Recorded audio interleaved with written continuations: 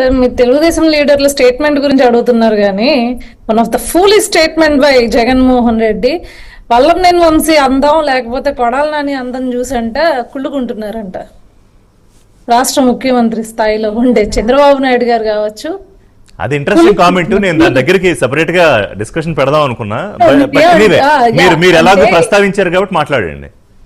ఇలాంటి fully statement ఇచ్చిన అతను అసలు లీడర్లో ఎలా చూస్తారనేది నాకు అర్థం కావట్లేదు. నేను అది కూడా అదే సేమ్ ట్వీట్ వేసా.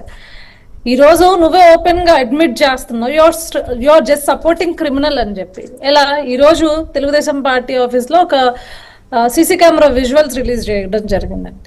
వల్లభనేని వంశీ ఇంకా కన్విక్ట్ అవ్వలేదు. క్రిమినల్ గా కన్విక్ట్ కోర్టు చేసే వరకు కన్విక్ట్ అయ్యే వరకు కన్విక్షన్ అది పక్కన పెడితే హీఈస్ ఇన్వాల్వ్డ్ అనే దానికి వి హావ్ ఎవిడెన్స్ అని చెప్పి just showcasing our evidences. Okay by అంటే ఏది సత్యవర్ధన్ అనే అతను నువ్వేమీ చేయకపోతే నీ ఇంటి దగ్గర ఉండాల్సిన అవసరమే వచ్చింది.